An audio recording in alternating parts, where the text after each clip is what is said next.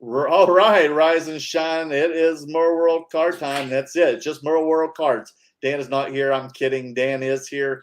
He is making the drink, the great curator drink of the night, the curator drink du jour. We're going to find out what it is. He is gone making a drink. So right now it's Merlin. So hope everybody is having a good Tuesday night. I'm feeling better, guys. So I know a lot of y'all have your concerns. Thank you all for reaching out on Instagram and YouTube and asking how I am, because I know I see a lot of you on chat right now, and you have all wondered how I've been feeling. I have been feeling like shit, but I went, believe it or not, I went and got Botox, not for my face, for cosmetic reasons. I know I'm at that age where people are starting to get, Botox, but I'm actually got it for my my pains, my headaches, and for my neck. I got it yesterday at oral surgeon, where people get their teeth and stuff pulled. But I got it in my neck and in my head, like around my jaw, on my head, my forehead right here. They said it'll take about Wednesday or Thursday. So when I'm at the Dallas show, hopefully it will kick in, and hopefully, my right side will look. Here I'm going to look 30, but over here I'm still going to look 50. Okay, it's going to be like that person. Like on this side, I'm going to look really good, but on this side, I'm still going to look 50. So there he is. Here's the great curator.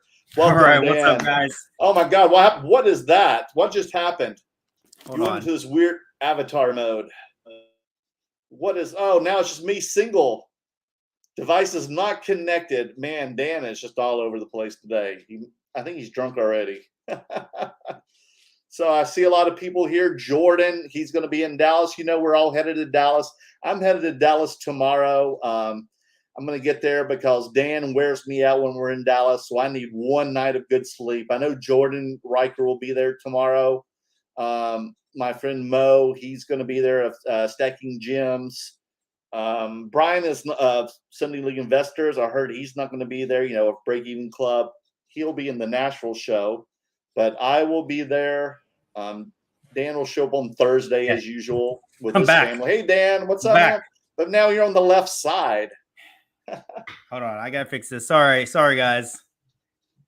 There we go. Oh, there you go. Okay, now, because I want to make sure I position it always that I'm looking at you. So I want to make sure I look at you. There you are. How you doing, man? Well, I just had a scare. My daughter almost cut her fingers off just now, so I just had a scare. I needed to get a drink.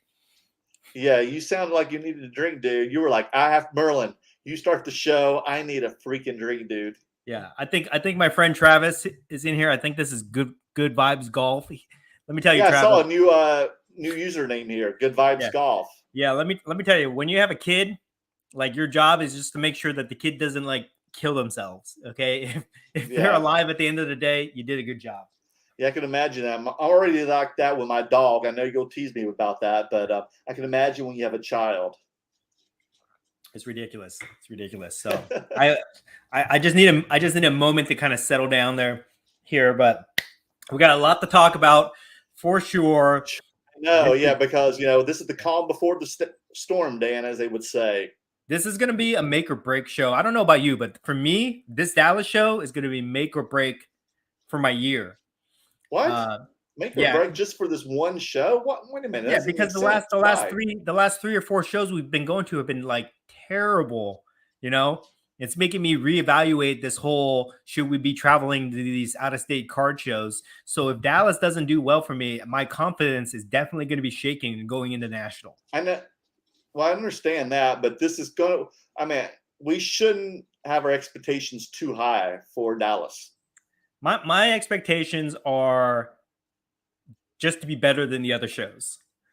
But the bar is kind of low. I feel like, because in my mind right now, the way that the last couple of shows have been going, like Toronto, Chicago, Newport, in my mind, like even they haven't been really good shows, but I'm trying not to put all that on the state of the hobby. You know what I mean? Right. Like in terms of like the hobby is down and you it doesn't make sense to go to these shows. I'm putting it on the shows and the locations themselves. Mm-hmm. So going into Dallas, I definitely expect Dallas to be much, much better than all these other shows. But if it's in line with those shows, then it's going to make me reevaluate my strategy going forward for the rest of the year after the national. There's only like 20 people that pass your table, then I would be definitely worried. Yes, so we'll see. I've been trying to like be proactive. I've been changing up my inventory a little bit. I'm going to be pricing things more competitively. I'm going to be doing a lot of different things at Dallas this time around. And wait a minute, you said you're changing inventory. Like, you don't have as much inventory like I do. So what kind of inventory are you changing? I'm going more vintage and more sports. Oh, you are? Oh, yeah. Interesting. Yeah, I went from like 80% pop culture. Okay. Now I'm down to like 60 like almost 50 to 60% pop culture. Then the rest is going to be like 30% vintage and then 20% modern sports. So okay, interesting. And so I'm gonna just to try to see if I can get some activity at my table and see where that goes. So those are my expectations going into Dallas. I'm gonna be hustling hard. Okay. Now Brian is not going to be with us this weekend for the first time for this year. So how many display cases will you have this weekend? I will have 4. Just like me. The most I've ever had before. Oh, so wow. I'm bringing wax too. That's another thing. I'm bringing wax to Dallas and to just see what's going on here, to see if I can sell it. So I'm laying it all out for Dallas, okay? Because I really want to have good momentum going into the national. Like, I either want to sell a bunch of stuff and be very well funded to go into national and look for some deals, or I want to have a very diverse inventory that I can go to national and liquidate everything. So I've got a lot riding on this show, basically. This Dallas show. I feel the same way. Because I'm going to have 4 display cases as well. So we'll have like 2 tables, you and I, at our booth at the Dallas Card Show. And I would like to liquidate a lot of that at the Dallas Card Show as well, because I would like to have a lot of cash and then some of my best cards to take with me at the national to display at the show. For sure. And like we could even talk about this too, but I've been paying it, man. I got so much to talk about today. Like, I'm actually very excited for this Between Two Slabs episodes, because I got a lot to talk about. So one of the things that's been on my mind lately has been alternative markets, not alternative cards, but alternative markets. I've been studying, doing some research on like other collectible markets. Like, I've been paying attention to crypto, NFTs, stocks, collectible watches, comics, and toys. And I'm looking at all these different things here, and I'm seeing like certain patterns. Okay. So I'm kind of like thinking to myself, like, I want to liquidate a lot of my inventory, or I've been working towards liquidating a lot of my inventory, because I feel like there's going to be some opportunities for me to get some really, really good long-term investments in the next couple months. So I want to be like cash heavy, ready for that. And I've been looking at my inventory. So I carry, like, if you guys don't know, I carry this like small Zion case. It's a 3-row Zion case. You hold about 80 cards in there. Right. 80 cards. So besides not counting my PC cards and not counting the long-term cards that I put away in my vault, I probably got down to like, I usually carry an inventory of about 80 cards that I work with. I've gotten it down to about like 35 or so. So I've liquidated a lot in the past like 2 months or so for this. So that's kind of got me a little bit excited about the opportunities, but it also has me very anxious. Like, I'm sitting on some cash. I've got a good war chest built up right now, where I feel like I want to pull the trigger on something, but I'm not quite ready for it yet. So going into the national, I'm thinking like, ooh, I might go grail hunting at the national, depending on what happens at Dallas. If I can liquidate at Dallas, then I'm going to go grail hunting at the national. If I can't liquidate at Dallas, then I'll try to liquidate at the national and then see what my position is, if I can make a move there, or if I have to do something else at the, after the national. What are your thoughts on this? Oh no, I know exactly what you mean by that. I feel the same way. I'm very antsy in that regard as well. Definitely. Because I have a lot of stuff. I would definitely want to consolidate, definitely want to sell, I want less cards, a little more money, and just they'll have a little more higher end stuff. I have some Grail cards as well that I want to search for. So I'm not spending money right now on any cards for Have you? sure. So you haven't been buying online? Little things here, but not, just maybe one, but not like I have been doing. No, Yeah, yeah, me too. I've definitely cut down the buying online. that I Um, can't imagine about you, Dan. It's hard. It's hard, man. Like every day I'm itching. There's so many good cards right now that I have buy it option nows, buy it now options on eBay. There's great cards on PWCC, on Golden, on these other auction sites, and I want to pull the trigger on a lot of these things, but I'm trying to stay disciplined because I want to see what happens at the National. I want to see what type of buying opportunities Yes, there will be at the National. that's how I feel. So I've been just trying to hold off on some of these cards right now, but it's hard. It's like I'm definitely going through like buyer's withdrawal from like not winning so many things online right now. Like my mail day, I only got like a couple cards to show you on the mail day, which is kind of sad. Now, Uh, I don't even have mail day. That's yeah, that's how little I bought. yeah, Because like I said, because I've bought my plane, my hotel for Dallas for the National, and I'm just waiting to see what's come to me at Dallas and in the National. yeah. I'm So excited. Like yes, me too. for the National, I've been, honestly, I've been complaining about the logistics of the National all year long. I've been dragging my feet on it, but now that I've mentally prepared myself to actually go on there on that long journey, I'm getting super hyped about the National. Like I feel like it's going to be a lot of fun. I feel like it's going to be great content that we can film. We're going to be meeting a lot of people that we've talked to and that we haven't Mm, seen before, and there'll be a lot of mm-hmm, events to go to. So I'm mm-hmm. super excited about all that. Yeah, Now and that I I've kind got of you so processed. excited. You saw where the booth is, didn't you? Yes. We're in Oh my God. 1808, folks. Oh, 1808. you This need to makes tell up for people where this. we've been. Because you left people on a cliffhanger last week when you said, Dan, I've got some exciting news to tell you, but you Oh wouldn't you yeah, wouldn't do it. sorry. You wouldn't tell them That was on the last live week. stream. I forget So what. Sorry, so so much has you need to passed. tell everybody what the Oh, exciting news was from last week. oh, that's last week. Okay, folks. The great news, secret news that I told Dan is we have a booth. Um, not only between two slabs, but the Break Even Club. We have a booth at the National for next for this at the National, and our booth is at 1808, which is in front of the Blowout and Panini booth at the National. So we've got a primo spot, and This is that was the secret. We scored thanks to my buddy wait. I don't think we're Don, allowed to. who is the show locator.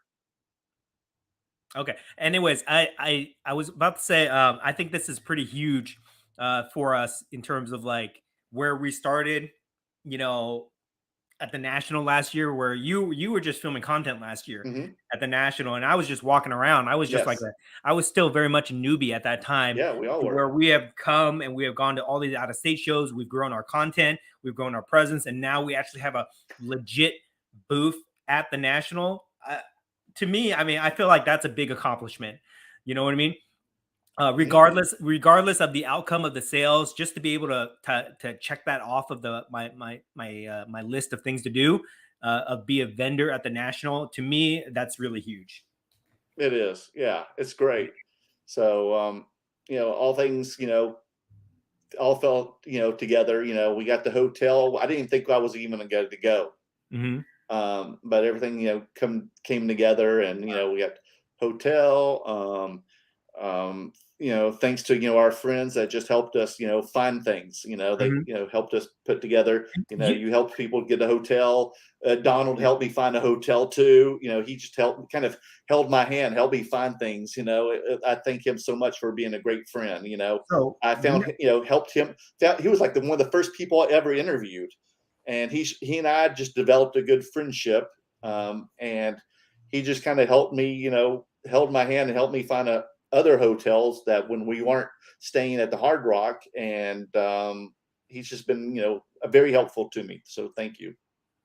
yeah. So just going off of what I was talking about last week Mm. about building relationships with people and networking, and that's how you get opportunities. That was like it was like so funny that this perfectly aligned with that little rant that I went on last week, because this, like, we would not have been able to get the opportunity to set up to be a vendor at the national without having connections that we built up in the hobby throughout the last year. You know what I mean? So it's just everything's like coming to fruition in terms of all the hard work that we've been putting into, and now it's like starting to pay off where we get this opportunity. And whatever happens at the national happens, right? We don't know if Right. we're going to sell a lot, we don't know if we'll buy a lot, if we don't do anything, or if it's going to suck, but at least we get the opportunity to be there, which I'm very grateful for. No, Yeah. definitely. Can't wait. And there'll be a bunch of trade nights that are real trade nights. Well, we're hosting. Well, we're not hosting. We're going to be crashing one of the major trade nights, but we're going to be carving off a little section of the trade night on Thursday for pop culture cards. So Right. anybody that's going to the national, if you love anything pop culture, alternative cards, Star Wars, Marvel, wrestling, music, entertainment, whatever, right? Disney, all that stuff, come to hang out with us at the sponsored trade night on Thursday, and we'll have our little section. We'll be ripping boxes. We'll be, who knows, we might be doing giveaways. DAPS will be Oh, there. that's right. Yes. Yeah. So it will be a whole big thing. So it's going to be a great time for us there. And then, Oh, we'll be doing maybe I'll be in some costumes. yeah, that's another thing. Like at these at the national sports convention, I would expect them to have some type of cosplay involved, just like all these other Like conventions, Comic right? Con. You know Is what I it mean? Comic Con going on this week? Next week. It's next week. Okay. Which I got tickets for. I'm going to be going to Comic Con. I don't know. What? You're going? I am going. I am going to Comic Wait a Con. minute. See, It's next I week. got so much. Wait a minute. Next week. I got so much to Wait tell a you guys. minute. Wait a minute. Wait a minute. Next This weekend is Dallas. Yes. It's next weekend. So you're going to be like really squeezing that in with the national. I'm going all out this month, guys. I'm going Wait a all minute. out. So as soon as Comic Con's over, you're really jumping on a plane going straight to Atlantic City. I'm only going to Comic Con for like 1 or 2 days. That's what I'm saying, right? Yeah. Oh, wow. Yeah. You're a busy boy. Yeah. I'm not leaving anything on the table this month, guys. I'm going to be going all out in terms of nerding out, in terms of the hobby. I'm doing it all this month. And then after that, I'm going to take a vacation. I'm going to take a vacation from the hobby for a few weeks to recoup. But yeah, I've mentally prepared myself starting this weekend, starting in Thursday at Dallas. I've mentally prepared myself to go 110% all the way until the end of national. It's gonna be crazy. Is the fam coming with you to Dallas? Yes, they are. Okay, good. I always make it a family event when we go to Dallas. They will not coming too. Yes, she is. Okay, awesome. Yeah. So Dallas will be fun with the family. Comic Con, they will be there for Comic Con, but they will not be going to Atlantic City. Not y'all all cosplaying. Possibly. We might be wearing some Star Wars Jedi outfits. We'll see. Love it. I can't wait to see pics of this. Yeah, but it's just super exciting. Anyways, okay. I went on a couple different tangents there, but I love it. I don't mind this. I want to get into our first segment here on what's on our minds. I've got a lot of things here, so I'll go first, and then if you want to give me your take on it, that'd be great. Okay. But the first thing that's been on my mind is like, let's talk about wax. Okay, because Star Wars Topps Chrome Sapphire came out like a week ago or something like that. And people are even ripping the boxes online, and I think they came out, they retailed for like $200. They sold out. Now they're going on secondary market for like $600, something like that. $500. Whoa, it jumped up that much that quickly? I think so. I think like $500-$600 range. And it got me thinking, right? Because a lot of people have been asking me, what do you think about Topps Chrome Sapphire Star Wars, right? Right. Should I buy the box? Should I rip it? Should I do this? Whatever. And I was thinking about that. And then also Basketball Prism just came out, I think, this week, and people have been ripping that. So it kind of got me thinking, because I think the mainstream view on wax, right, is that wax is a good hold. You buy wax, you hold it, and as people continue to rip the boxes and the supply becomes more scarce, the value goes up, right? That's what people usually think. But what I've been thinking about lately is that actually I think that the price of wax goes down as people start to hit the chase cards. And what I've noticed is like when these new boxes come out, and I'll use Sapphire as an example. I'll use Basketball Prism, and I'll even use WWE Prism as an example, Okay. right? Okay. When these boxes come out, the prices are sky high, right? From whatever the retail is. Right. Like for the Sapphire example, $200 retail, then like $600 secondary market. WWE Prism, I think it came out at like And seven I hundred think I bucks. just saw someone in the comments here. It's up to $1,000 now. Top Chrome Sapphire is Yeah. $1,000. Someone Okay. just left a comment. Okay. So there's that. And then same thing with Prism, WWE Prism. When it Right. came It out, jumped up that much too. Right. it was like $700, and Yeah. then It it was went to like crazy. $1,200, right? But I don't know how these people get it. I don't know how all the breakers out there get all their supplies. But as they start ripping these boxes like crazy, like the first week you see these monster hits that come out, right? All the Mhm. one of ones, the chase cards, all that stuff. It just happened with the Basketball Prism where somebody pulled like the black one of one Cad Cunningham or whatever that guy's name is, you Right. know? And it dawned on me that when these chase cards get pulled, the value of the boxes go down. Just like what happened with the flawless boxes when everybody was chasing LeBron, that LeBron triple logo man. And when that card was pulled, the prices of those boxes went down dramatically. So I don't think Oh, that it's like the golden ticket gets pulled yeah, out. yeah. And Okay. then after that's pulled out, what are you chasing after that, right? It used to be it used to be like if the box had a really good rookie class in it or something like that, you would chase like the silvers, the color parallels, and that would still hold value. But I feel like the way that the market has shifted, a lot of those cards don't hold real value anymore as much as they did like 2 3 years ago. And now once those one of ones, once those gold prisms and all that stuff is pulled out, then the price of the boxes go down. And I've noticed that with WWE Prism, like when all the big cards got pulled, those Right. prices went down. I guarantee you it's going to happen with Sapphire. It's going to happen with Basketball Prism. It happened with Flawless, all that stuff. So it's kind of interesting to me because I think that like the way that people were viewing it before was based off of how the old boxes used to be. Like boxes from vintage boxes, anything from the 90s below or anything from the 90s where the base cards and the non-numbered inserts were still coveted. So you could open a box from like you could open like a 97 metal box, right? Basketball, and it's still worth a lot of money. You can open an 86 flare box, it's still worth a lot of money. 2003 Topps Chrome box, it's still worth a lot of money because there's still cards out there that people would value. And a lot of those cards are more common, right? They're either base cards or refractor cards that you have a chance of pulling. But with Right. boxes now, modern day boxes like that have come out in the last like 3 years or so, they have set numbered inserts that people chase. And once those cards get pulled, nobody wants the boxes anymore, right?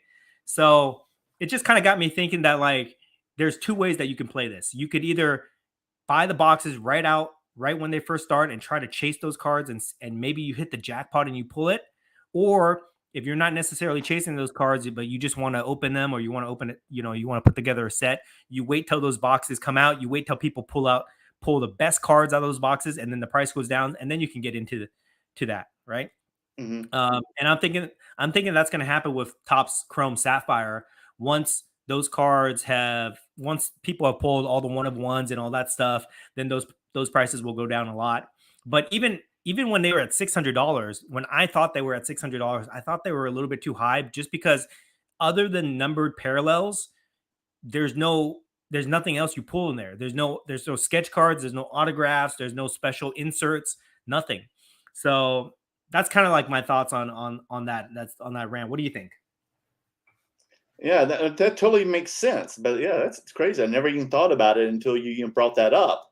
But yeah, I guess when the golden tickets get pulled out, I guess you're not going to a Willy Wonka's factory anymore, right?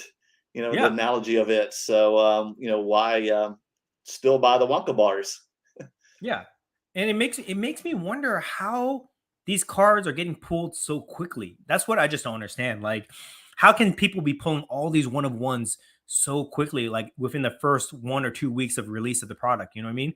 They must be ripping hundreds of boxes, hundreds or thousands of these boxes, or they get like the first off the line boxes which have all the great cards on it. I don't know how that works. You know what I mean? Um, but yeah, that's just kind of been one of the things I've been thinking about lately. Um, can we move on to the next topic? Yes, let's do. Okay. The other thing I've been talking, the other thing that's kind of on my mind lately is Beckett, BGS Slabs. Okay. Oh, okay. Yeah, I've been okay. This is seeing, interesting. yeah, I've Yeah, I've been been thinking seeing a about lot of this too. posts. So I'm glad you've kind of like read my mind here. This has actually been on my Yeah. mind too. So let's see So if it's the same thing I'm thinking about. so I've been reading a lot of posts. People have been Okay. posting on Instagram and things like that, where Hmm. like Card Porn posted this back and forth conversation they had with Beckett, and how Beckett was acknowledging their shortcomings over the couple years, but they said that they're going to try to make themselves better and things like that. And then I've been Okay. seeing people post like BGS reveals, and they're showing like poor quality control with the slabbing and inconsistency with the grading and things like that. And I'm just thinking to myself, like, this is why BGS slabs have like half the value of a PSA slab in terms of like a 9.5 versus a PSA 10. Is I just feel like they've lost the confidence of the community, the hobby, right? Like in terms of not being able to turn over cards quicker than the other companies, uh, not improving their customer service, Hmm. interactions, not improving their online presence, not improving their pricing. They're just like, they haven't done anything. Like when the hobby was changing, when the hobby was blowing up over the last 2 years, 3 years, they kind of just maintained the status quo. Maybe because they relied on their monster brand name. Beckett is a Hmm. monster brand name. It's one of the pillars of the hobby, I would say. Maybe they just rested on that and they didn't want to do anything else. But I Yeah, I just think feel they like, did. They just rested on their laurels, definitely. yeah, I feel like, man, like, and I've been seeing like people just post like some crazy things. Like I've seen people post like sketch cards, like regular size sketch cards in giant 8x10 slabs. I've seen people like post Oh, fake cards in regular size slabs, and it damages the card. I've been seeing like labels upside down, cards turned reverse, just like bad quality control issues. And I just feel like they've just totally lost their place as the second tier company, the second place company.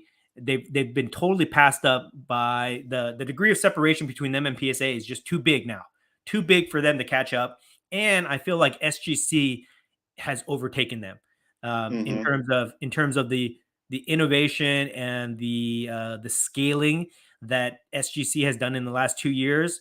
I don't know if you saw that they changed their label for authentic label. They're Oh, adding yeah. more. They're Hmm. adding more detail on it to increase transparency, and I would not be surprised if they added like subgrades or something like that, because the only thing that really sets BGS apart right now is that they have subgrades, and Exactly.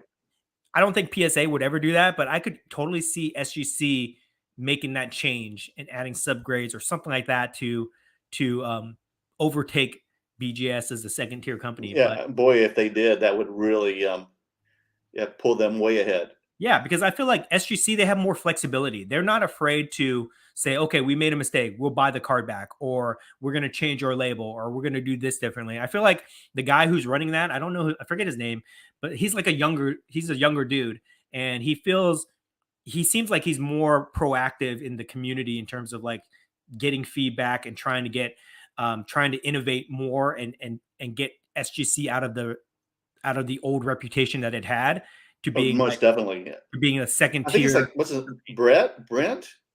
I think I don't know his name. I think it is. Yeah, I don't know, but like I've seen him around a lot. I've seen him at Hmm. card shows. Yeah. I've seen him do a lot of videos, a lot of different type of content, but you never see anybody from Beckett do any content. Plus, Uh, I'm getting the cards back like in less than a week, man. yeah, yeah, the way it should be, right? the way it should be. The only thing with SGC is they just have this stigma, like nobody likes SGC slabs for whatever Right. reason, right? But I think with the amount of slabs that they're putting out on the market, they're like doing double the amount of a BGS. I think that settlement is going to change as people get more used to seeing SGC slabs. They'll transact a lot more, Hmm. and I think that will reflect with the pricing also. But yeah, so I just feel like for me, like personally, I only have just a few BGS slabs in my collection. I don't grade with them at all. I don't actively try to pick up BGS cards unless I'm going to crack them and send them to PSA, just because I feel like they they just haven't done anything to keep up with the hobby where it is now. That could change, of course, right? That could change, and they could use their brand power, and they could be like the top dog again in the industry. But until they make some drastic changes, I just feel like the degree of separation between them, PSA and SGC, it's just getting wider every month, basically. What do you think?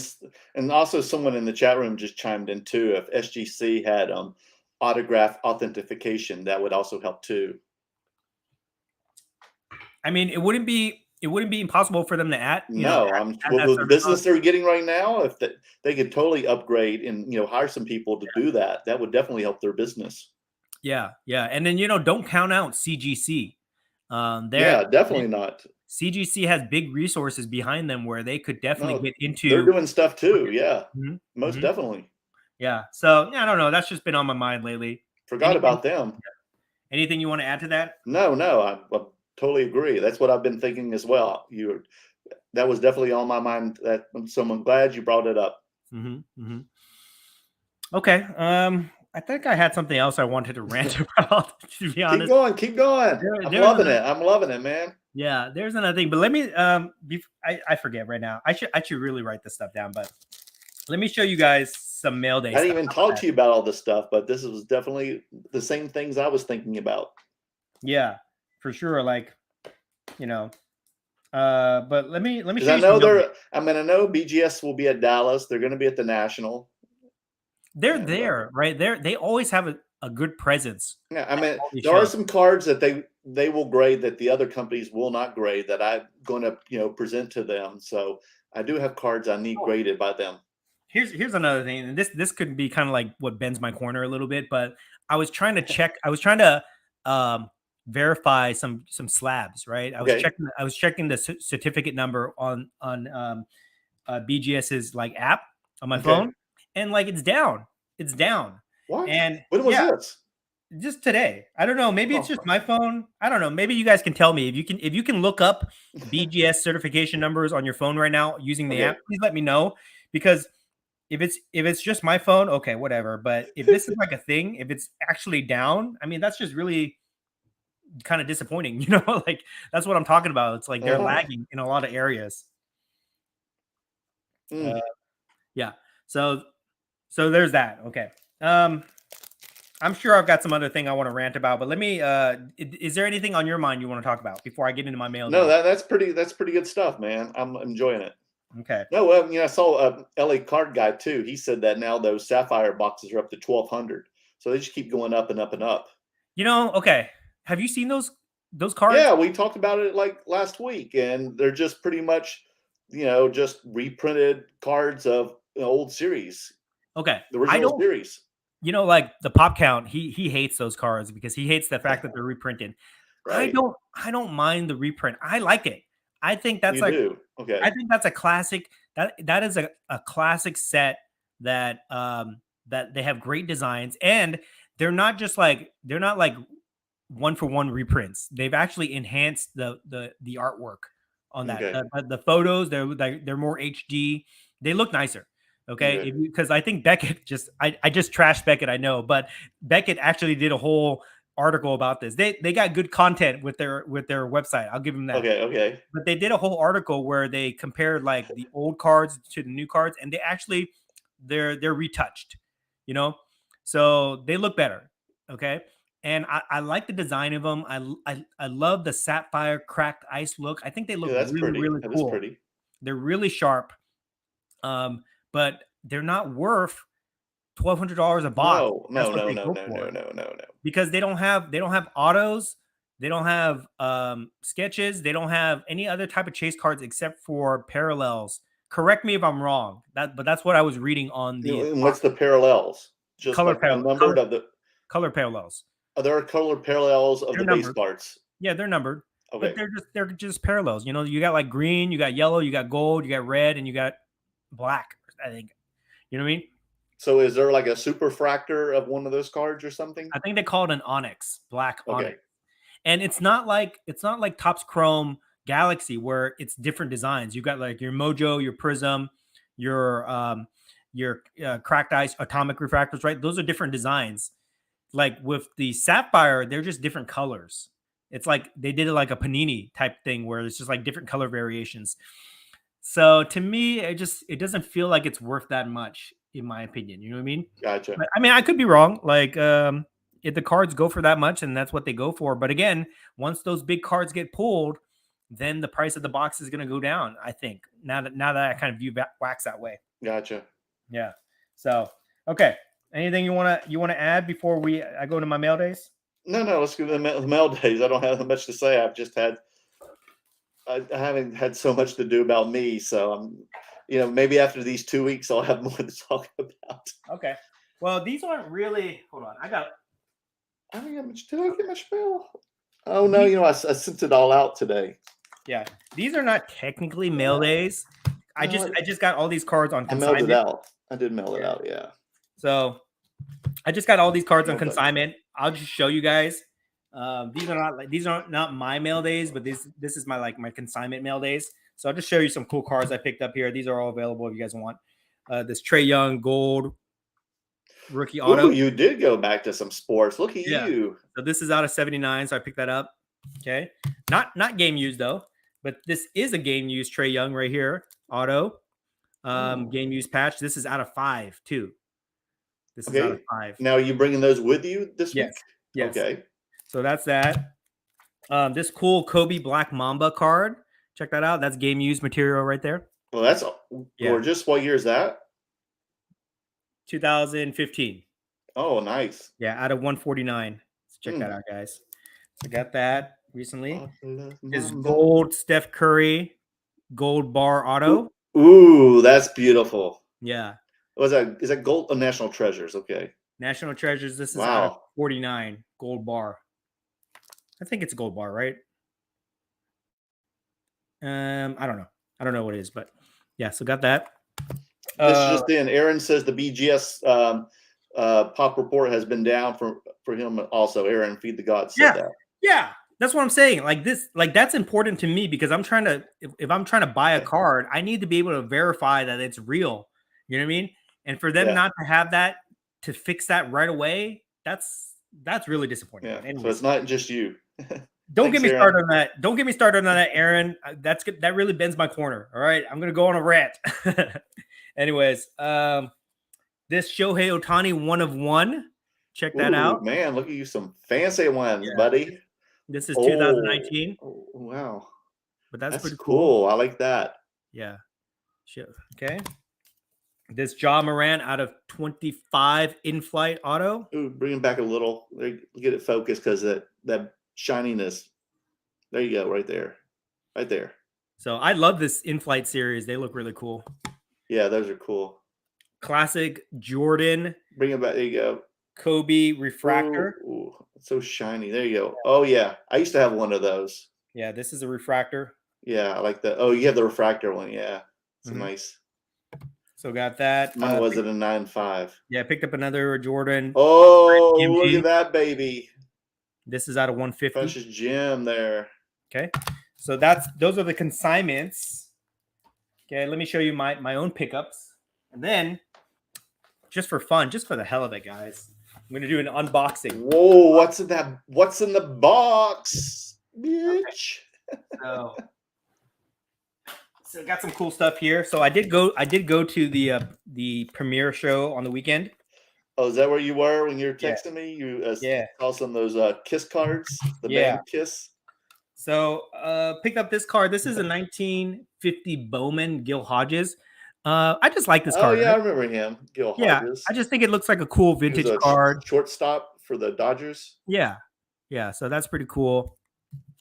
Picked up this 1939 Jesse Owens, Ooh, King of Jesse Speed. Owens, Check that out. famous runner. Yeah, vintage guys. Anytime you can pick up vintage, it doesn't matter like if it's a no-name guy like Gil Hodges or if it's a famous athlete like Jesse Owens, it's always a good pickup. Okay, pick that up.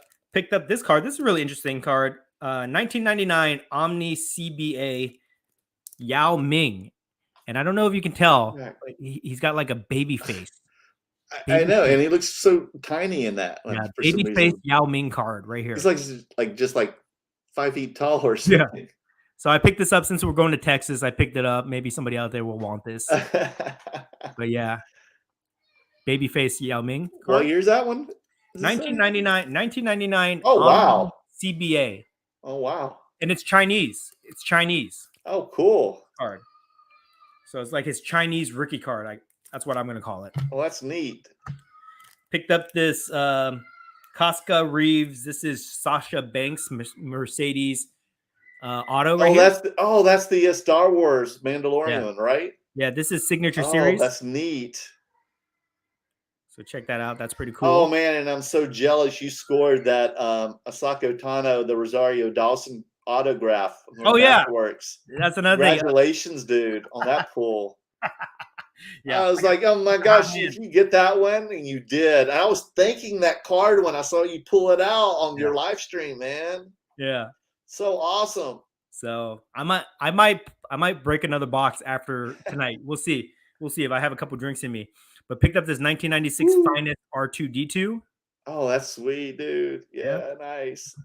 Another 1996 Finest Princess Leia. Oh yeah, look there. Oh, buddy. Okay. And then I got to get a little bit of Marvel here. This is a really cool card. This is a 2019 Upper Deck Gallery San Diego Comic-Con exclusive Wolverine done in this like samurai motif. Ooh, I love the artwork. Japanese samurai motif. This is a really cool card. Bring it back a little. Take it back. There you go. Okay. Nice. I love that artwork. What year is that? 2019. Oh wow, it's just recently. Yeah. It's called Upper Deck Gallery. Oh wow. Yeah, so pretty cool. Yeah, it looks like artwork, like you would hang on the, at a gallery. Mm-hmm. Definitely. Cool card. What else? I thought I had something else. Didn't I get something else here? I wanted to show you guys. I'm sure I got it somewhere. Yeah, I am definitely saving up because I am like itching to like find like some things I really want to get at Dallas and the National if it shows up. I am. There's things I want. Here's a couple other things. Things you've even mentioned to me. I can't wait. I hope they show up. I hope they're there. Okay, so got some wax too. Oh yeah, I know which one. That pink box. I know. Recognize it. Oh, got a Bounty Hunters box right there. Bounty Hunters. Okay, is that your like first box of Bounty Hunters? I might open it. I might sell it. I don't know. I just picked it up in a trade. Got this really cool 1991. I remember when those came out. Yeah. The only reason I got this box is because it's sealed and it has Ollie on it, so it makes it for like a nice little display piece. But pick that up. Now, can you get autographs out of that box or anything? Do you remember? I can't remember. It doesn't say. And those are laminated. Yeah, it doesn't say, but it's sealed. It's pretty neat. Yeah, I'm just going to keep it as is, just because I think it looks like a nice, clean display piece. It is. So we got that. It looks like it's brand new. And then, this is really interesting, okay? Got this 1990 Simpsons Topps wax box here. 99 cents. Look at that. And when I posted this, people went crazy. Like people were messaging me, asking me to buy these packs or buy this box for me.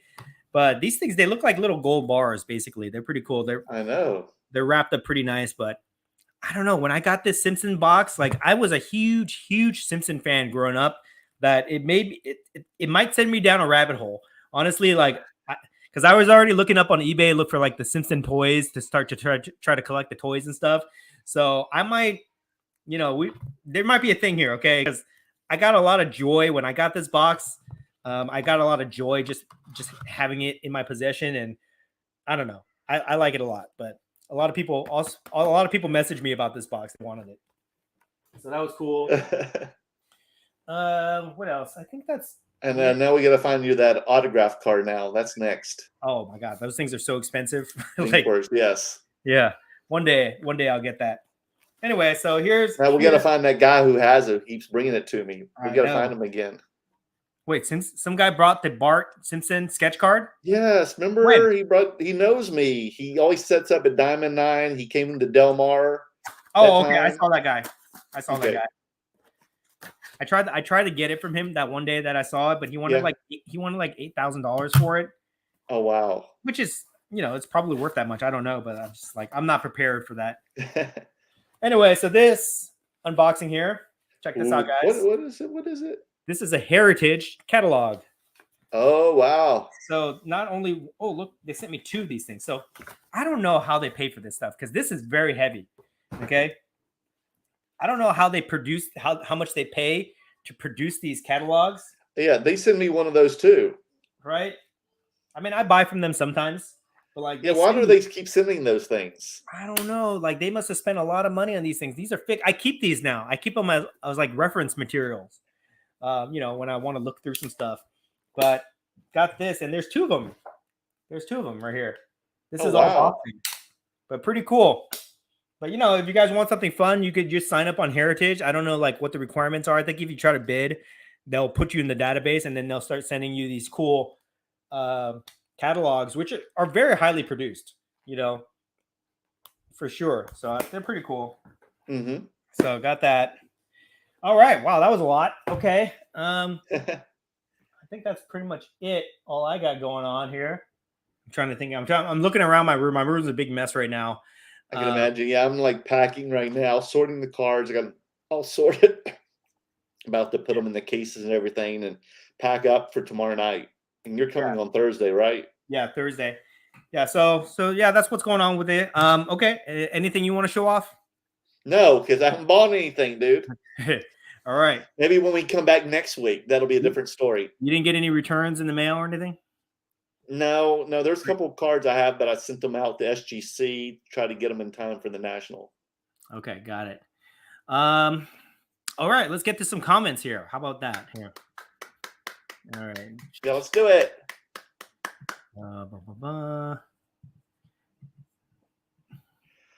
Travis, namaste. What's up, good team? Namaste to you too, man. Travis, I think this is a good vibes golf. I think he's got 2 accounts. Good vibes and namaste. That's some good energy, dude. Passing it along. Woo. Let's see here. Sorry, we got a lot of comments I got to catch through here. I won't be able to hit all of them, but I'm going to see if I can get the questions at least. Philly Joe. It's always good to hear from Philly Joe. Hey, guys. Good vibes golf. Is that him too? Yep. Smash that like. Mm-hmm.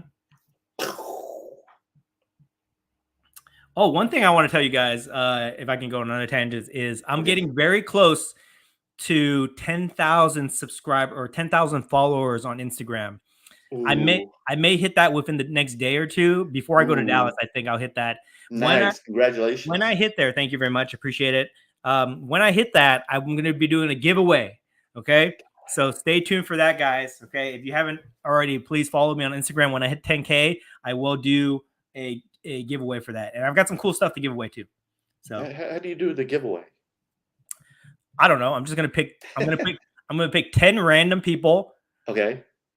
Actually, I'm just going to say it's not going to be random. I'm going to pick 10 people that I'll have like a comment contest or something like that. Okay. So, 10 people, it's probably going to be people that have supported me throughout the year or so, right? And I'm just going to send them some stuff to show my appreciation.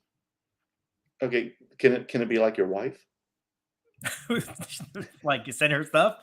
Believe me, she don't want any of this stuff. She wants cash. That's what she wants. She supported you all year long, Dan. Come on. Yes. All right. Let me go through this here. Okay. So it's got to be a viewer or a follower.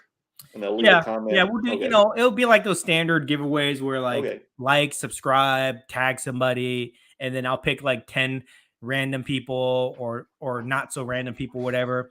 And then I'll just send them some gifts. I've done a couple of these giveaways where I just send people some cool random stuff. Okay. Nothing, Cool. nothing expensive, nothing super valuable, but just like fun stuff to get. Gotcha. All right. Jess Man Sports Cards Live. Pumped to catch a live. Thank you, Jess Man. In his Scooby Doo outfit. What do you guys think of the Star Wars Sapphire Raw prices? Like you mean the singles or just the boxes? Well, he says raw prices. Yeah, So I mean, we just talked about it, right? Well, we didn't talk. We talked about the boxes. We didn't talk about the raw cards. Yeah, I haven't even noticed the raw prices. Have you? I've been loosely paying attention to it, but I couldn't quote you on the prices. I know they are going for they are going for several $100s, and some of them are going for like over $1,000, depending on how low number they are. I think. They are that's what people will pay for, right? Whatever people are paying for the cards right now, that does not necessarily mean people will pay those same prices or higher a couple months from now, right? We always see as more supply goes onto the market, and if it overpaces the demand, then the prices will come down. So just keep that in mind. If you see like a 1 of 1 or a 1 out of 5 or a 1 out of 10, you should grab that, because that might not come back onto the market. But if you see like a 99 or 50 or 75 or whatever, right? Maybe if you wait around long enough, the prices will come down on that. Gotcha. Jonathan, will the trade night for the pop culture only be on Thursday, or will it be another day? The one that we're gonna host will be on that Thursday. Yeah, we'll do the Thursday one, and then we'll be dealing all weekend. We'll be there all week. Yeah. But officially, we're playing for Thursday night within the trade night, within the sponsored trade night. So the sponsored trade night, sponsored by Card Collector 2. Okay, that's going to be huge. So we will take over a little section inside of that. This is one of the most popular ones at the convention. Yeah, for sure. Modern Crime and Cards. So did you totally dig my Superfractor? And that's the movie poster one, correct? Yeah, I saw you post it. I ran into him at the premiere show this weekend, and he showed me it, and yeah, it's awesome. It's awesome. Anytime I see a Superfractor, super awesome. Yeah, I saw his post. Yeah. Let's see here. Axel C. So congratulations too, bud. Axel C. That's Wild Curator. Good luck at all those shows. You guys at the Nationals, I got some stuff for you. Can't wait to see you, Axel, dude. Finally get to hang out, man.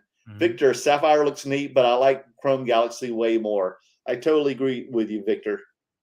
Yeah, I think for the price, Chrome Galaxy is probably the better option right now, because I think Chrome boxes are going for like $600, right? So, and you can buy a lot of the inserts there too, the numbered refractors, so you can pretty much get most of the things that you want on there. But if you just want the boxes, if we're just comparing that, $600 to $1,200, I rather take the Galaxy boxes, because at least you also get autographs and sketches in there as well. So why did the Sapphires escalate like so fast? Like, why did the prices move so higher than the Galaxies did? Well, it's probably because you pumped them up so much, Merlin.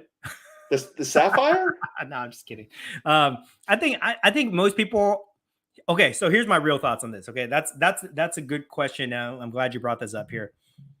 I don't know the recognition of the brand Sapphire. I don't have any Sapphire cards. Okay, but I know that Topps does Sapphire in other sports. That's the same things like they do with like the F1 and the baseball and all the other stuff, right? So and soccer. So Sapphire does have like a higher end reputation. I think that's one. Okay. That's one reason you could say.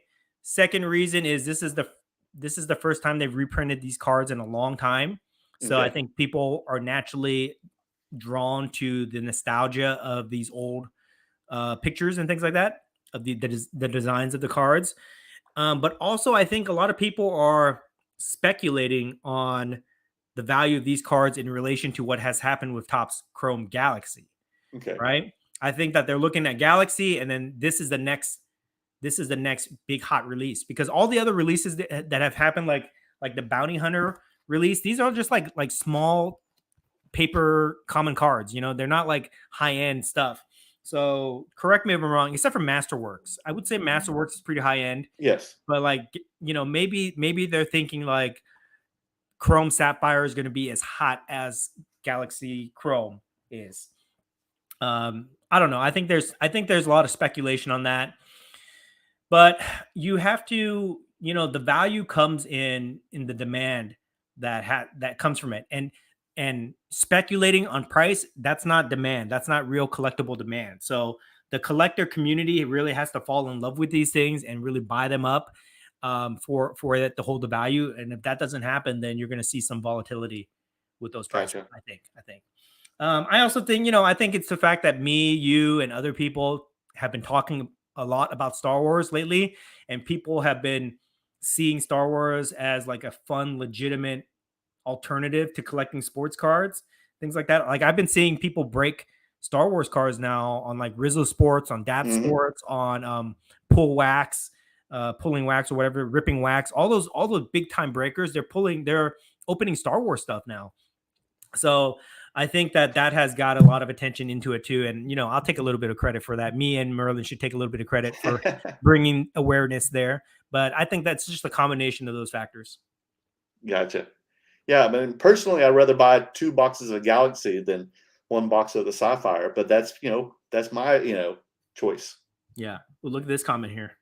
Mark, I think on Leighton Sports Cards, someone bought 17 boxes of Topps Chrome Sapphire Star Wars for $750 each box.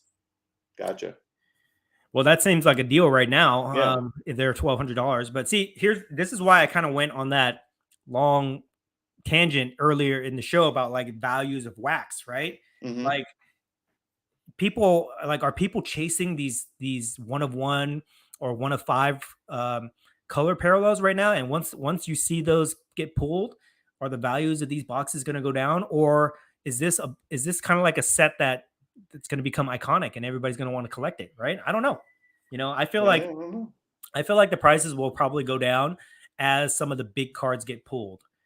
But I haven't seen any of the big cards get pulled yet. So that could be, you could still see these prices go up until like somebody pulls like the 1 of 1 Luke Skywalker #1 card, or something like that. Until those things happen, I think the prices will probably go up as demand is there. But is it just 1977 Series 1 set, or is it Series 1 and 2? I think okay. Series 1 and 2. I think. Gotcha. But here's another thing: these breakers, I think a lot of their business model is to operate on what is the next shiny thing, right? Like this week, it will be. Last week, it's all Topps Chrome Sapphire. This week, it's Prism Basketball. Next week, it's whatever the next shiny thing is. Mm-hmm. And the breakers drive a lot of the hype in the market, I think. Like I remember when WWE Prism came out, for like a week, it was the hottest thing ever. And then the next week they go to something else, right? So it's just kind of like the content that we see get put out there. And right now, a lot of the content is whatever the new shiny thing is. And then it falls to other people like me and you, where we constantly talk about these things, right? Right. But it just depends on how much content is being put out there for people to consume, whether they buy into the hype or not. Gotcha. Next, Jonathan, totally agree. Was having a conversation with a few people about Sapphire versus Galaxy Wax. Sapphire is hype right now, but long-term Galaxy is better hold since it's growing slowly instead of big jump. Yeah, I do agree with that. Mm-hmm. Just that, steady, slow climb instead of the quick hype, skyrocket move. Ink Paper Wax Collector. They're in Panini's back pocket hype the product. Get the hits, make it hot on the market. See, that's a conspiracy theory, which I think it's worth talking about, because those guys backyard breakers, the breakers that nobody likes, they keep pulling big time cards. These guys, how do they get that stuff? Like I don't understand. Like, are they ripping total like large amounts of boxes, or are they getting the first off the line boxes, or how is it that these guys are pulling such huge cards all the time? You know what I mean? Right. Um, but anyways, I mean, it's a conspiracy theory. We'll never know, but it's kind of fun to talk about. Interesting. Toa, BGS lost market share because they have shown a lack of communication, customer service, and changing. So true. Mm-hmm. Mm-hmm. Yeah, That's why I quit using them. they need to. Yeah, they definitely need to earn the trust of the community back, and I don't know how they can do that. I don't know what they can do except for like totally, you know, be a lot more transparent with their process and just give you like white glove service. I think that's the only way that they'll ever gain their trust back. But they've got a lot of work to do for sure. Yeah, they just stayed passive. They weren't assertive at all during all this, like you said, during all this time, when they could have been assertive during all this hype, during when the market was just booming, and yet they were just like, we're BGS, we don't have to, and they just fell behind the line. Yeah, they definitely got complacent. I think they rested on their brand name, reputation, but It didn't work. I think like what happens is like with the current market, it's very easy for us to shift the mindset, right? Mhm. If we get enough content and enough people talking about things, then the narrative can change easily. And I think Mhm. what happened with BGS is like so many people complained about them. All these other companies were producing more content, more transparency. They were Okay. gaining market share, and those things combined just put BGS in like the third seat. And I would not be surprised if they got if they went on another backseat to CGC, because I can see that I know, CGC is yeah. making a lot of progress right Yeah, now. because they're all trying right now. Yeah. They're all Yeah. being assertive. Yeah. I don't think they have any worries from all these other pop-up grading companies. I don't think they have any worries from that, but SGC for sure, and then probably CGC at some point. Yeah, they're right behind their back. Modern climbing cards, just more reasons not to rip. I've always just bought singles. It's good ROI, and you avoid QC drama like redemptions, for example. Yeah. I agree with that. I'm the same way, man. I'm the same way. I totally agree with you. I've been ripping these Star Wars Masterwork boxes, and I've been having a great time. I Yes, you only do have, it. man. I only do it for the entertainment value of it. That's it. I don't think that there's going to be really any return on investment in terms of me hitting a big card or anything like that. Although I did hit 2 1-of-1s and I hit a redemption, so I do have the hot hands right now. You have, Oh, man. I might have to rip one more box after this, guys. But it's a gamble. It's just for entertainment. There's no return on investment unless you get lucky. It's just like playing a slot It's all machine. for show. Yeah, yeah. Mervin, hey Mervin, it's good to see you, buddy. I think it's a combo of them ripping a lot of boxes and more content available that we are being exposed to. Before YouTube, social media, there's really no way for us to see if something was pulled. True, True. very true. Yeah, like our hobby focuses around content. True. The more content that's out there, the more people will kind of follow whatever people are talking about. Whatever the talking points are for that week, that's where the hobby goes. So I think that's very important. Mm-hmm. Christopher, new CEO of Beckett. Let's see what happens now. Oh, there's a new CEO. Okay, that's interesting. There is. Okay, wow, Yeah, I didn't know that. I think what is making SGC so grow so fast and scale so fast with their business is that the president or CEO, whatever title he has, Mm-hmm. I think somebody says his name is Peter. Oh, I think so. I think it is. Yeah, Yes. he seems to know what the hobby is about. He's like, I've seen him out there, and he's definitely got his hand on the pulse of the hobby. Same thing with like Nat Turner. I think Nat Turner's a collector. He understands the way the hobby is.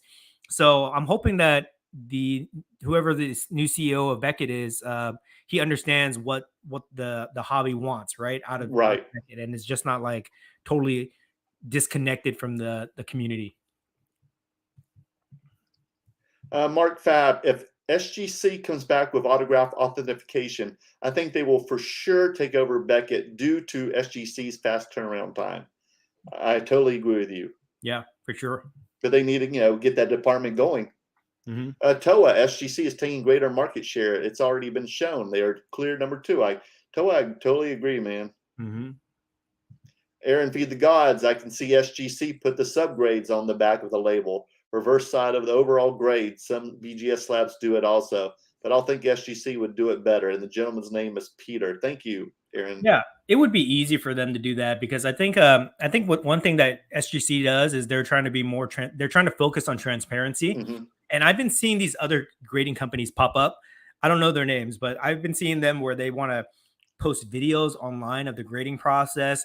They want to give you like a detailed note sheet of how they grade the cards and all these things. So I think that's what is starting to set some of these other grading companies out, these innovations in terms of transparency with the grading process. And I think SGC is in a perfect position where, they don't have like a long, like I can see them changing their label easily and nobody would care.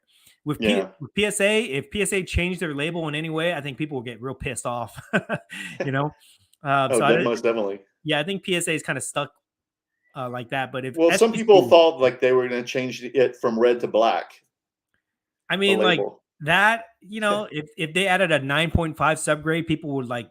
Oh no, they would never do that. If they added a black label, like you said, I think people will get pissed off because that affects the values of the cards. But I think with SGC, they could easily make a change and people would see it in a positive way. Okay. Kind of like with CGC when they changed the green label to the black label, people saw that as a positive. Right? Yeah, I did not like the green. No one did. I don't think. Quadar Black, the hobby needs to start valuing SGC slabs the same as PSA BGS do. Not there yet, but we'll soon. They've already valuing it more than BGS already, SGC. Yeah, I think so. I mean, the more you see some people already showing that. Yeah, the more you see SGC slabs on the market, the more people are going to transact it. And then they will get used to that. And you'll see those prices start to be more competitive or more in line with BGS as an example. I think people have been saying BGS slabs are like close to like 50% of what and 9.5 is like 50% of what a PSA 10 is or something like that. That's crazy to me. So I think super crazy. I think that SGC is probably not that far off. But it's so ridiculous. I mean, you know how it is. If you see a BGS, let's say for instance, like I have a Jason Tatum green prism BGS 9.5 gem mint, and it's a true mint gem. It's 9.5 quad, all 4 quads. Okay, all 4 9.5s, and that a PSA 10 is going for over $2,000, but I can't even sell the BGS for 1,500. Okay, but the PSA is selling for over 2,500. You know what I mean? Yeah. So that means just crack. Now that means I have to crack this damn BGS and send it to PSA, right? You want to move it? Yeah. Huh? Yeah. Because it's selling for over $1,000. Yeah, it would make sense for you to crack it, pay $100, $150, and take the gamble that you could make up, $800, $900. Because it's so liquid as a PSA 10. Yeah. But it's crazy that you can't move it as a true gem mint in a BGS slab. It's weird because people are still focusing on. So that bends my corner. Then here's my bend my corner. It's just crazy. So that brings up the question of like, are you buying the card or are you buying the label? Basically, right? People are buying the label these days. Yeah. And I don't know how that can be fixed. I think. So should we go around now buying the label and start pulling these cards out of these labels and then sending them to PSA? I mean, I think a lot of people are already doing that. You're doing that, obviously. Yeah, I've done that for sure. If the price makes sense, I think that's definitely a play that a lot of people are doing. And then as a seller, get them out of those slabs and put them in something else. But it's like the question is, are you buying the PSA? Are you valuing the PSA more because you think the grade is better, right? Or is just the resale value of the brand name of PSA is what adds the premium? Mm-hmm. You know what I mean? Like for me, I've always viewed these companies as like similar grades. You know what I mean? Like a 10 is equal to a 9.5, is equal to 9.5 or SGC 10, right? I've Mm-hmm. always considered that same. But I value the premium that PSA slabs add to a card. That's why most of my, like 90% of my inventory is PSA. The only reason it's like that is because it adds a premium value and it's easier for me to sell, versus BGS or SGC or some other slab company, you know. So I don't know. I don't know.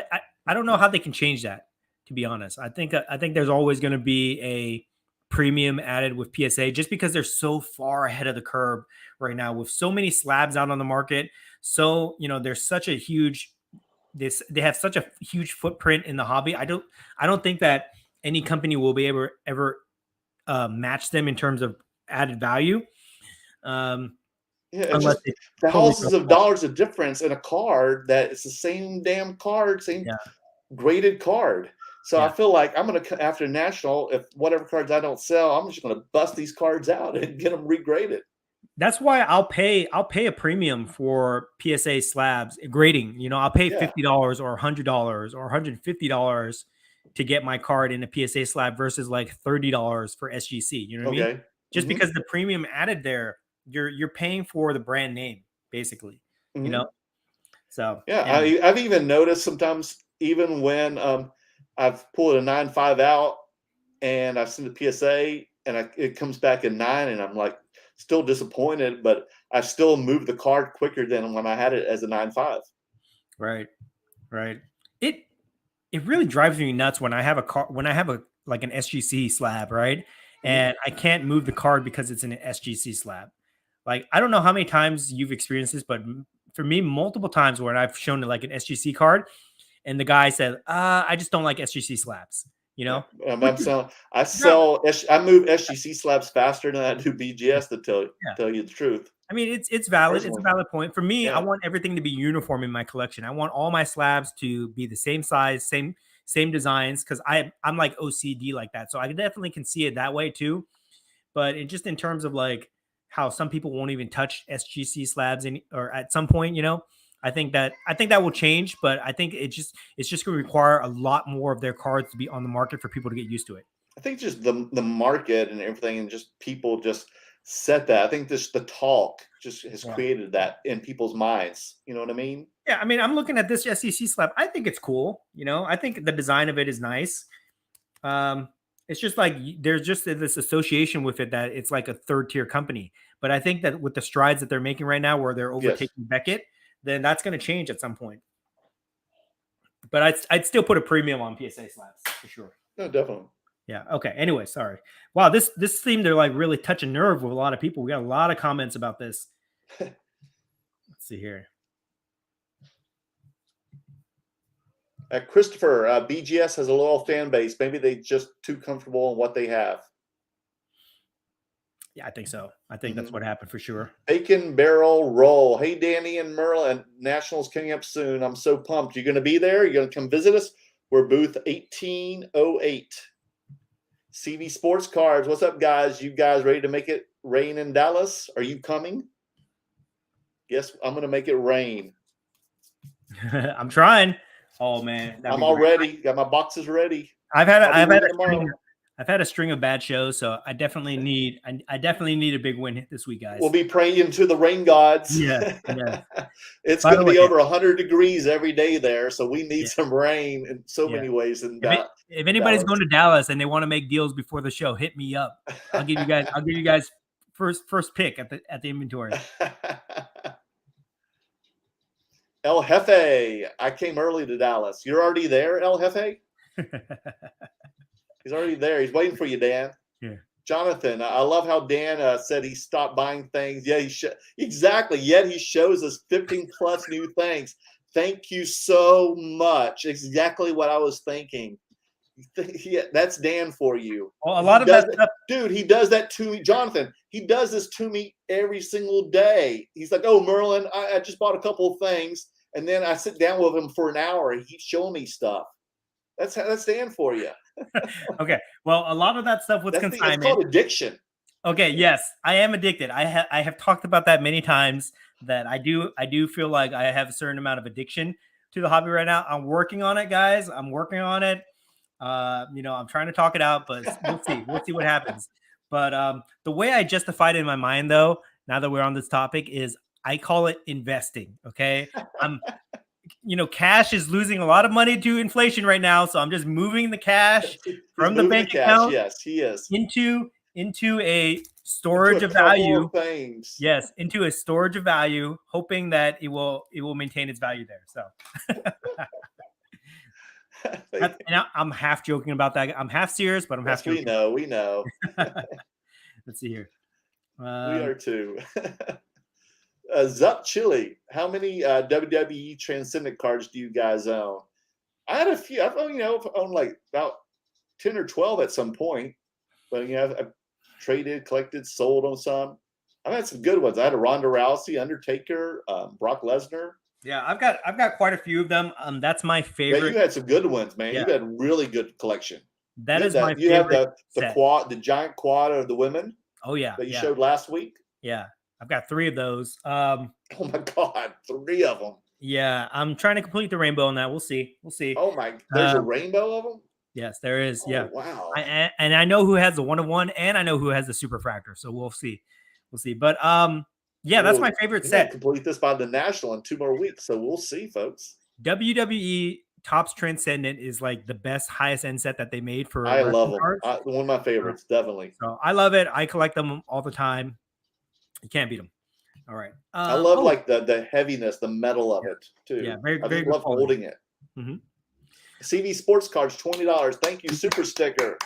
Thank you, Adrian. Thanks, Adrian. That helps sponsor the channel, guys. We appreciate it. And also go check out his YouTube channel as well, please. Yes. CV Sports Cards. We're trying to get him to 100 subscribers. I think he's close. I think he's at like 60 or 70 right now. So, try to help him out. We need more people to go out there, make content, because it's fun and it's entertaining and it gives people different perspectives. Like you. I would hope that you guys watch us all the time, but if you want a different perspective from what me and Merlin show you guys, we need other guys like Adrian CV Sports Cards to show us his perspective, and the things that he collects and things like that. So we want to support all the content creators out there as long as they're positive. Yes. Yeah. Who's next? He's looking through them. Matt, CC2 was talking San Diego chicken on a pod. Pump up the chicken, because we were talking about the San Diego chicken a few weeks ago. Remember? Yes, I've seen these San Diego chicken cards pop up every now and then.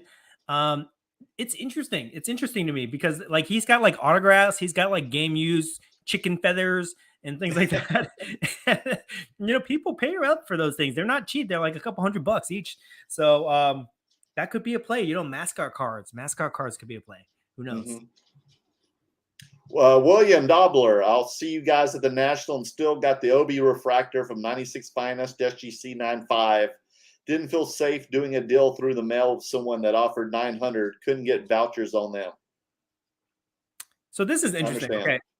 Let me ask you about your opinion about this, Merlin. Okay. And maybe people in the chat can chime in on this here. But I think that so like a lot of the things that we do with cards, are like handshake deals. Basically, right. We're trusting people. We're doing things based on vouchers and things like that, right? And that works when it's just very simple. There's not a lot of money going back and forth where we're just trading cards or whatever, right? Mm-hmm. But as the hobby has kind of grown the way it is, where people are doing very large transactions, like tens of thousands of dollars, or even in some cases like millions of dollars, right? Do we need to maybe formalize, or do we need like some type of third-party service that can help facilitate some of these big deals? Because I think like with auction houses fill that role where you send your card to them, they sell it for you, they get the money, they pay you out, they facilitate that whole process. But the problem is it's auction, so it's unpredictable what the price will be. Do we need like an escrow service that holds the money, that verifies things while people do their, when they receive the cards, do their due diligence and checking if it's fake or stolen or whatever, and then get the money that way, right? The same way that we do with like real estate transactions or things like that, No, right? no, no, most definitely. I mean, I thought they still do. I thought people like PWCC and other places, companies do, don't they? They offer, they're not official yet. They offer some broker services. Like I know Okay. PWCC will offer some type of broker service. Well, they'll charge you like 5%, 4% or 5% of the fee, and Mhm. they'll take the money, but I'm thinking that, I don't know. It's just something I've been thinking about lately. I think that like I could totally see a business coming in, like a law firm, for example, coming in and just trying to facilitate transactions by putting money Yeah, in escrow. yeah, you should start that up, I've with thought about your, it. I've thought about legal it. experience. I've talked to some people about it. I think it's needed for sure because, like, That's a great idea. I had a friend of mine who did a deal for $100,000, right? And he said, "Hey, should I go meet this guy and take the money from him?" And I said, "Dude, Oh, if you go meet this dude, you're gonna take $100,000 cash. What happens if somebody sees you and you get robbed? What happens if the guy robs you? What happens if somebody follows you home? All these yeah, crazy things that are happening yeah, now, there's a right?" lot of shadiness going on with that. You don't know. Yeah, right, right. So like you need there needs to be more of a formalized process to make this safer for people. So, so that people don't get robbed, people don't get scammed, things like that. I don't Yeah, know. and I think, also just on the other person's side of his perspective too. Like the guy has to get pull $100,000 cash out. yeah, That's right, kind of right. There's scary. there's risk on both sides. Plus, there's risk from third parties that, like, you know, I don't want to get super into this, but here in California, for example, there's like things where people follow you home now and they rob you and things Yeah, like that, right? I live in an area like that. So there's a lot of risk involved. So I think that if we can make it where it's more like it's an easier way to transact online where you just wire the money from, so you never have to have the cash in hand and you do things like that. There's tax implications from that too, where people maybe they don't want to show that type of income. But I think that's where we need to go with the hobby because right now we very much operate like drug dealers. Hey, Yeah, meet me maybe here. that's why they don't want to, Yeah, do that kind of, yeah. Meet me here. legal paperwork. Give me the cash and do all this stuff. So, oh, here's another thing. If you guys didn't know, in Dallas, there's police officers in Dallas, and if you do a big car transaction, you can ask the police officer to kind of keep an eye on you when you're there. So, just a little side note there, but Oh, like when the guys were like doing that when I, had those big sales yeah, and like like doing the counting, and I was getting kind of nervous. if you want to go to a private room to count the cash, things like that, you can ask the cops to go with you there.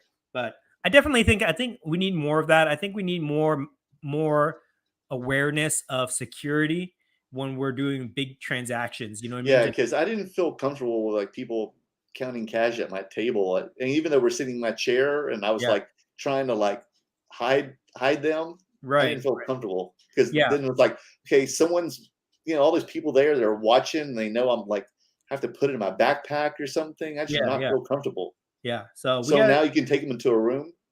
yes, Okay. yes.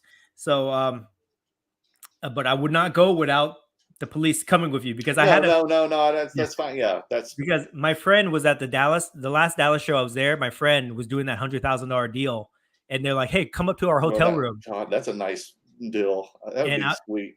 yeah, and I was like, do not go to the hotel room with these guys." It was a it was a wire transfer. They ended up doing a wire transfer. I told him, I said, "Don't take cash and don't go up to this dude's room because you don't know who he is." Um, anyways, so yeah, Yeah. okay, all right. Let me get back to these comments here. Okay. Mark, Dan, did you win the National Baseball Salary Arbitration title? I did. I did. It's funny that who is this guy, Mark Fab? It's funny Yeah. that you mentioned that, but yes, that's my claim to fame in law school. Is I won this national baseball arbitration competition. I don't talk about this a lot, but there is a video about me on this online. You guys can check it out. It's basically there's a simulated competition every year hosted by this law school, Tulane Law School in New Orleans, where they basically you play the role of like a sports agent or a sports agent's attorney, and you go to salary arbitration, and you have to argue in front of a panel of judges why the player that you're representing deserves a higher or lower salary. So if you represent the player, you have to argue for a higher salary. If you represent the team, you argue for a lower salary. It's ultra competitive. This is for real. This is real. Okay. Yeah, this is a law school competition. Same thing wow. like moot court or mock trial. This is a baseball arbitration competition. Highly competitive every year. And one year I went in there and I just kicked ass and I beat everybody. I had partners. I had 2 partners, but together we kicked ass. We beat law schools that were like top 10 law schools in the country. And we came from this little tiny law school in San Diego. We beat them all. And that was like my claim to fame in law school. So why didn't you become a sports agent? I couldn't get into it. Like it's ultra competitive. Oh, I'm sure it is. Yeah. You sound like you could have been really good at it. Yeah. It's funny. It's like we go down these different career paths. Like I did have aspirations of being like working in sports in some kind of capacity, but I just kind of found my career. I kind of fell into the career that I have now. And, just one thing led to another, and here I am, you know what I mean? So, but back in law school, that was like the highlight of my law school career. So very cool that you mentioned that. Thank you, Mark. Yeah. Thank you, Mark. Something was glad to know about you, Dan. Mm-hmm. Adam Merle still got the Bearing gift X Factor. Yes, I do. Taking it with me to Dallas and to going to show it off at the National. Wait, is he talking about the X Fractor or the Super Fractor? Oh,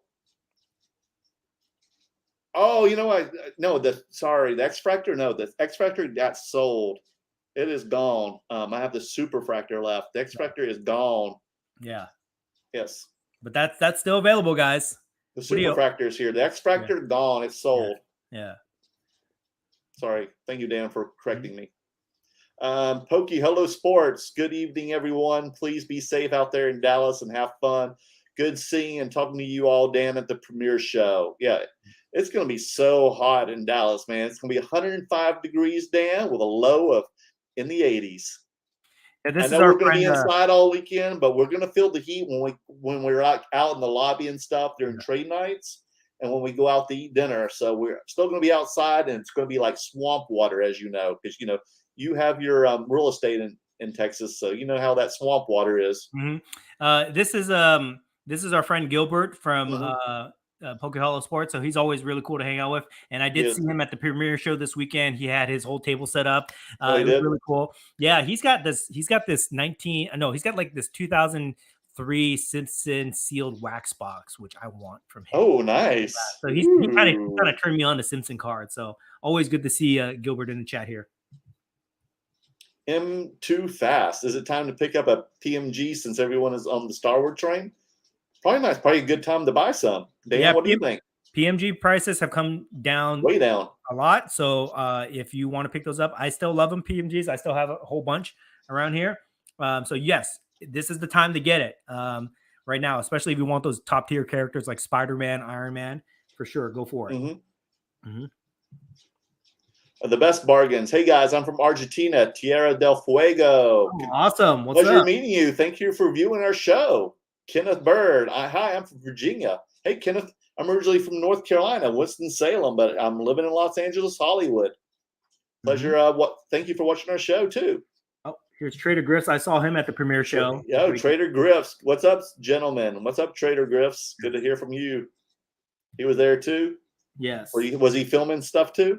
I only saw him on my way out, so I didn't really get a chance to talk to him much, but I think he did pick up some pretty cool cars. I saw it on his Instagram. Awesome. Yeah. Dan, you get anything from the Star Wars box? I saw you picked up Sunday. Not yet. I haven't the Bounty Hunters? Yeah. I haven't decided if I want to open it, if I want to give it away, or if I want to sell it. I don't know. We'll see. I still got some Masterwork boxes, which I want to open. Jordan, mostly brand names bring PSA value. Here, some interesting comments here. I can't highlight them all, but I'm just going through them real quick. Well, I want to see some of them though. Jordan, Dan and Merlin, can we do a deal or two in Dallas? Sure, let's do it, Jordan. Can't wait to see you, buddy. Jordan, you can buy me out. Jordan says he's buying all. Yeah, buy us all out, Jordan. Yeah, you can definitely buy us out. Jordan into some non-sports, dude. Yeah, for sure. J, SGC creates unnecessary friction. Primary one, their slabs don't fit in the same graded card cases that PSA BGS ones fit in. Good to know. Yeah. Really? But, you know. Well, are you talking about Zion cases? Because they fit in my Zion case. It's a little bit snug, but they do fit. Correct. Yeah. I mean, they're a little wider, definitely. Mm-hmm. They're not, thin as the PSA ones are. Hey, Dan and Merlin. Good to see you, Calvin. We'll see you soon, I heard. We'll see you at the National, correct? Trader Griffs. I love being able to pick up high-graded cards at a significant discount because they are in an SGC or CSG slab. True. Sure. All right, Merlin, I need you to take over real quick. I need to grab my I don't even know where the hell you are, dude. I'll highlight this real quick.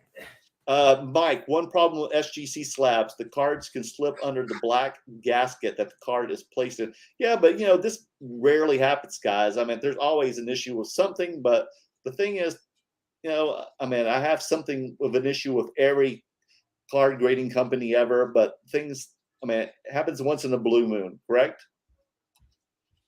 Okay, now I got to find out where he is. Oh, there he is. Okay.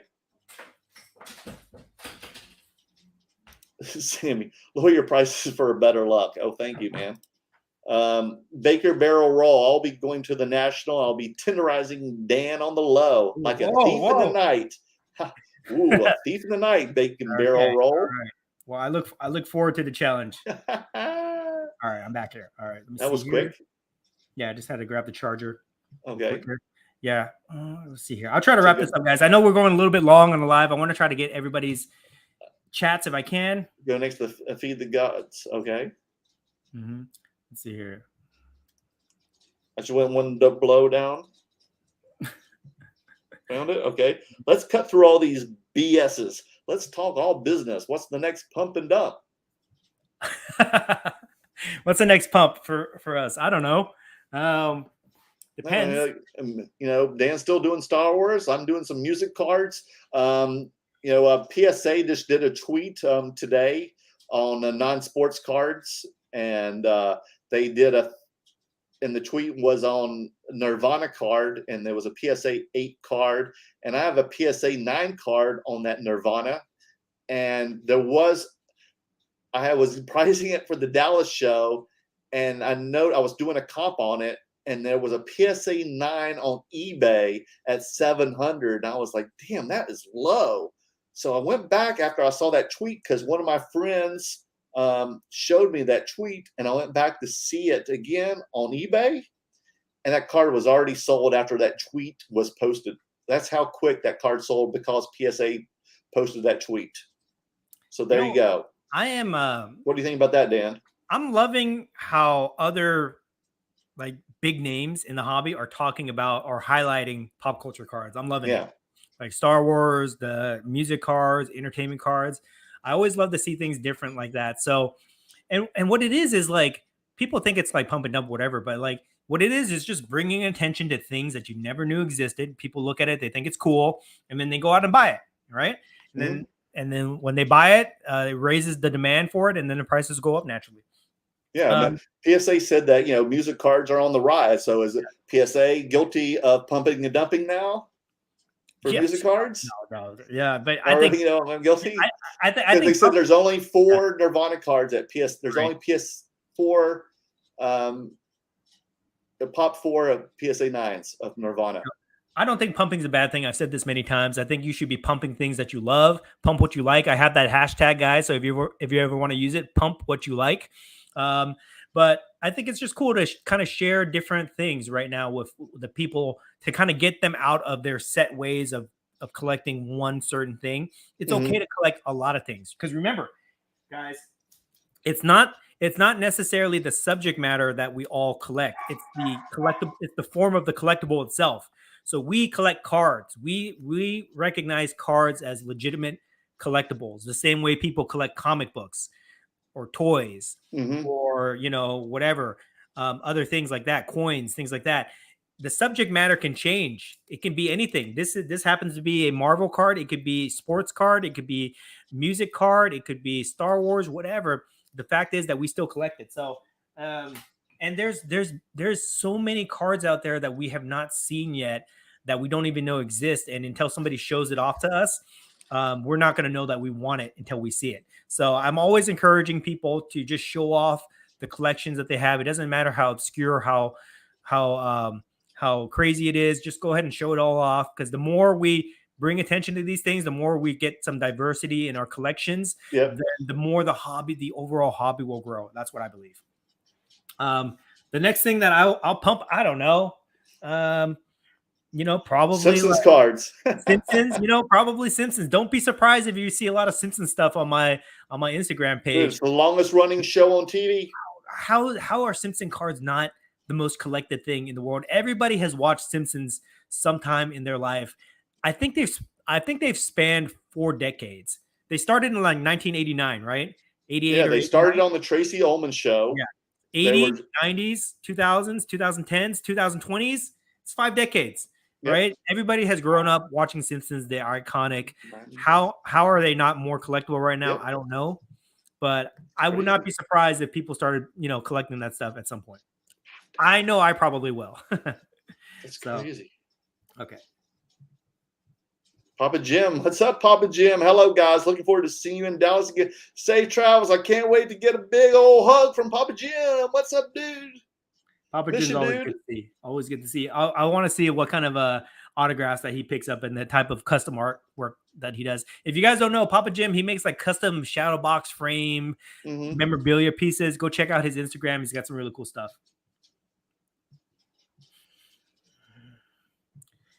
Let me try to get through these quickly here. Let's do it. All right, we got a lot to talk about, guys, tonight. This has been some great conversation. I love it. We've had some great conversation tonight, Dan. Definitely. Dexflow Toys. Dan, did you meet up with Jeff Wilson while he was in LA? Not yet, but we'll see. I don't want to give it. He's been here for a long time. I didn't know he was here for such a long time. Yeah, he told me that he was staying out here for like 5 weeks to film content, and he's been doing a lot of content. He's been all over the place. So it's been kind of cool watching him go to like our local spots. I mean, he's just been right up the street from me too. He was at Cards and Coffee. Jordan Riker, Dan and Merle, I'm happy to buy all your Star Trek cards. I've got 0 Star Trek. I've got a Patrick Stewart auto. You can buy it from me. Dexflow Toys. Merle, I'm disappointed your doppelganger didn't show up today. Well, hopefully, maybe he's visiting one of the Merle World cards. He might show up. We don't know. He might show up. You never know. Jordan, never say never. Simpsons Pump and Dump. Yes. Calvin, I will see you guys at the National showing off my movie ticket collection. I can't wait. You know what's interesting? I was just looking at the Golden website. They got some auctions ending this week, I think. They have graded movie ticket stubs on there right now, and they're not even like commemorative tickets that have pictures of the movie or actors on it. They're just like ticket stubs you get from like AMC, So I thought that was kind of interesting that they're starting to put that stuff on there now. Yeah, I still have, I should go and look and see all my tickets. I still have the tickets that I saved when I went to the Cannes Film Festival in '96. I should see what I have from those. Is that the one that's in Paris or something, or yes. France? Oh, wow. In Cannes, France. Yeah. I attended in '96. That's very cool, dude. Okay. All right. I think we got to pretty much all the comments here. If I missed any, I'm sorry. But we're running late here, so I gotta go. My dinner is ready. Yeah, I gotta go hang out with the family pretty much soon. Anything left on your mind? Oh, actually, we'll get one more comment from Mike here. Oh, Merlin, how's your back? It was my neck head, Mike. And like I said at the beginning of the show, when Dan was getting his drink, I got some Botox, not cosmetic Botox, but for my neck and my head here, my face, where all the headache and the pain is. So I just got it yesterday. So hopefully by Dallas, it kicks in and I'm feeling good. But I'm already kind of feeling the effects from it. So the Botox works not just for cosmetic, but for the headaches and pains. Yeah, I knew you were looking younger today. So on this side, I'm 30. On this side, I'm 50. All right. So I'm going to look like a young man. Old man. Yeah. All right, so let's wrap this up. Any closing remarks for the show today? No, like I said, you had your mail day. So actually, I do have a mail day. I recorded. I had some videos. Look at my SGC and PSA reveals on Merle Cards on my YouTube show. So go to my channel at Merle Cards, subscribe, hit that bell button. Please, I need more subscribers. I'll be doing some giveaways after the National. I'm going to be so busy right now. So once we get back from the National, we're going to do some more content, some more giveaways. So guys, we've got a lot of, viewers right now, 83 people, 79. So this many people, please go to my channel right now. Just hit the damn subscribe button. You don't have to like me. Just hit the damn thing, hit the bell button, and watch the videos. So I got some really cool cards I revealed this past week. I had like 3 or 4 videos this week, and I'm taking that shit to Dallas this week and to the National if it's not sold. So go check it out and hit me on Instagram. If you like some of it, you might want to buy it. So talk to me on Instagram. Please support Merlin. We're trying to get this man to 1,000 subscribers so we can have a big party for him. That will be a huge milestone for him. So please do that. And then also please follow or follow me on Instagram. I'm almost at 10,000. Once I hit that mark, I'm going to also be doing giveaways. So lots of giveaways this month for everybody. If you guys can't go to the National, don't worry. We will make a lot of content around it to try to make you feel like you're there. We'll be reporting on it and all that stuff. And we'll be giving away a lot of goodies for you guys. We'll be definitely doing a between 2 slabs at Dallas this weekend. Yeah, definitely this week, for sure. Saturday. Yes, we'll do it Saturday like we normally do, unless like it's really depressing. So who knows? But we'll be doing that. Will be. I have high hopes, Dan. Yeah, and then we'll be back here next week also. So as always, guys, thank you guys so much for hanging out and supporting us. As always, have a great night, and we'll see you guys later this week from Dallas. Bye, everyone.